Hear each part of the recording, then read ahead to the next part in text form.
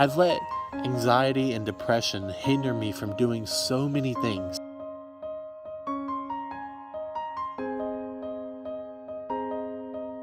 Hey YouTube, my name's Clayton and thank you so much for clicking on this channel, New Patterns. Guys, I post videos about mental health awareness, mental health content, people that suffer with depression, anxiety. So if you're into that, please subscribe. Click that notification bell on as well. You'll be notified every single time I upload a new video, and like this video.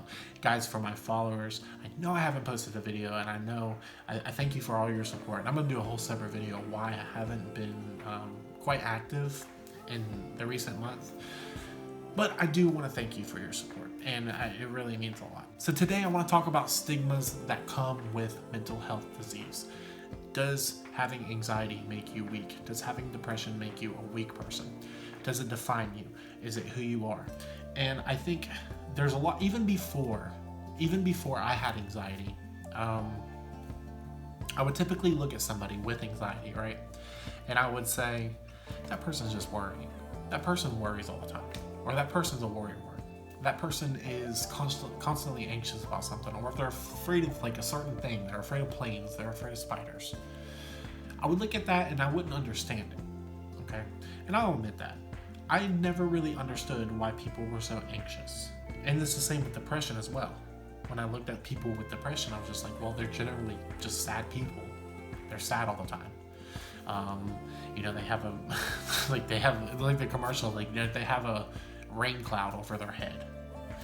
And I was honestly, I don't want to say misinformed, but I just wasn't knowledgeable, and I didn't go through that to understand it. And I think that's what's really unfortunate, is that people don't put on there's no goggles that someone could put on and be like, okay, I understand what you're going through, or I feel why you feel the need to run to the hospital, or I feel the need to why you feel anxious all the time, or I feel why you feel like you have to stay in bed all day. It's a really unfortunate thing because a lot of people, can't feel what we feel, and a lot of people don't understand what we go through. Now, just because somebody's ignorant, and I don't want to say it in a rude way, but somebody's ignorant to anxiety and ignorant to depression, they can just, a simplistic mind will say, okay, that has anxiety, that person's just anxious, that person doesn't want to go out in public because they're afraid of a panic attack, and they'll say panic attack and they don't know what panic attack means, but it'll still come out of their mouth, right? And it's very, very, I don't want to say hurtful to us that suffer with anxiety, to suffer with depression, but it's very common for people to assume that we are weak, right? To assume that we're not strong, and that's what defines us. That's what we talk about. That's what we live with, and that's who we are as people. I don't want my anxiety to define me, and I know you don't want your anxiety, your depression, your PTSD, your OCD. I know you don't want it to define you, and it doesn't define you, okay? And you are not weak-minded.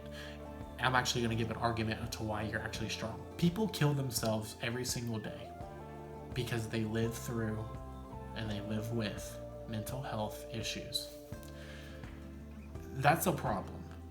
People with depression often attempt suicide or have suicidal thoughts. People with anxiety have suicidal thoughts and sometimes commit suicide. And that goes on with the other disorders too. So if you are suffering from anxiety, and you are suffering from depression, and you're suffering from OCD, and you're suffering, PTSD and stuff like that, if you're suffering with that, please know that there are people that cannot live with this stuff, okay? There are people that have thought about killing themselves.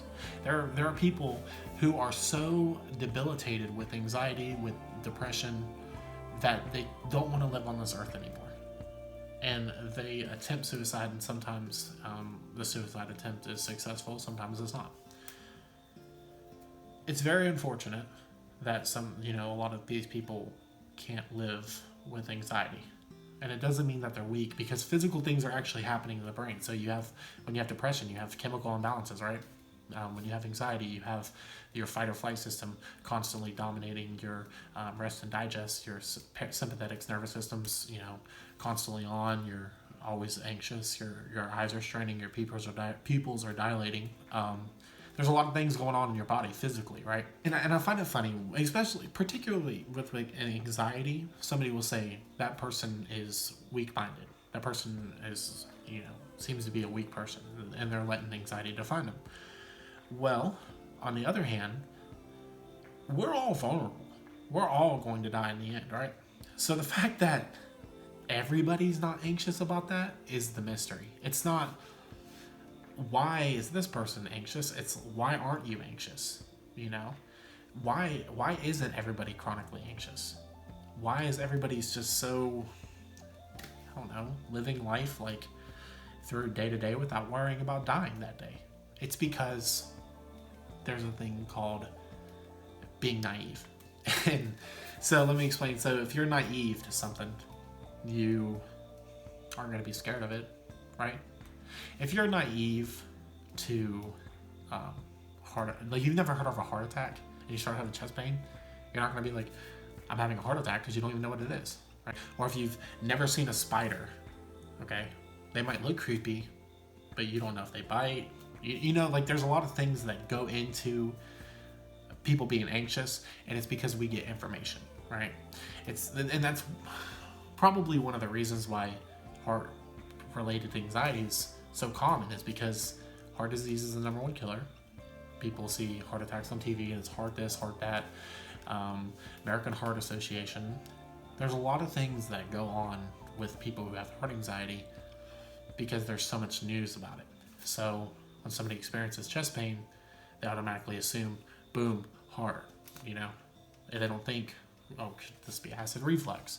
Could this be muscle tension? Could this be just some chest tightness? They can't think of anything. It has to be the worst case scenario, because that's what was informed. That's what's informative to us.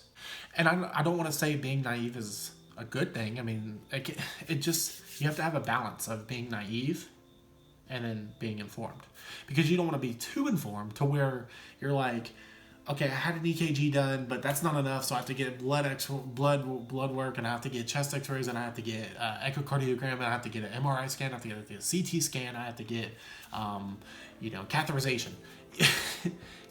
It's good to not be too informed and like do research of like, can an EKG pick up this? Can an EKG pick up that? If you have that test done, or it's good, not to be too informed if you have what kind of test do I need for cancer? Why do I have this? Why do I have that? It's good to not be too informed, because you're just going to trigger more anxiety, right?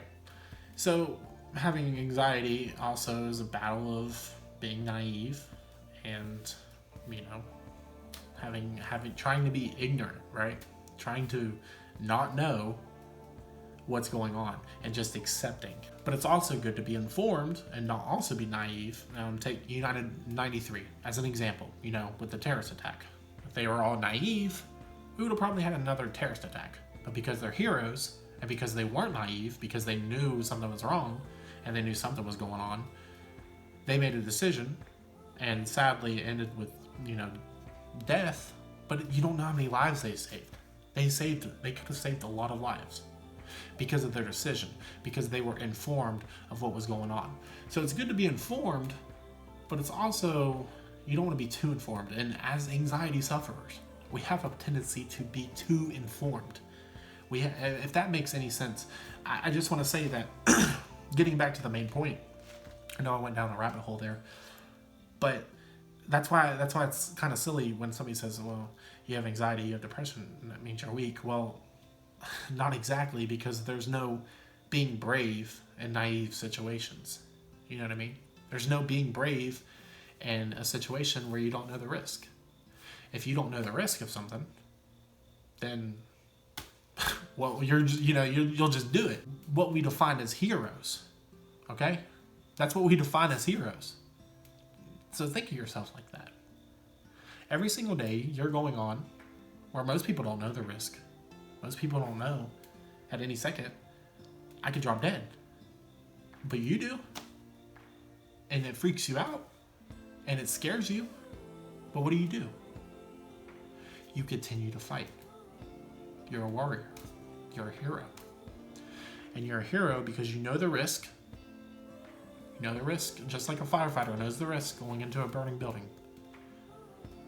Like the military, they know their risk going overseas. They know their risks as a cop. You have a potential to be killed. We know the risk. Is it likely? No. But we live every single day like it's likely. So I just, thought I'd share that with you. You're not weak. You're not weak-minded. You're not a weak person. Anxiety don't define who you are. You have it. Okay? I have a knee sprain. It doesn't define me. It might affect me, but it doesn't define you. I'm not going to walk around saying, I have a knee sprain. Yay. So, I just thought that was insightful. I hope that helped you in your fight with anxiety, with your fight in depression, and anything that you're suffering with. And guys, that's pretty much it. Thank you so much for watching. I appreciate all the comments. I appreciate all the stories that I hear. And if you have a story of how you deal with anxiety and some stigmas that have been given to you, or if somebody called you, let me know. We'll talk about it. Thank you so much for watching, and I'll see you back here next time. God bless.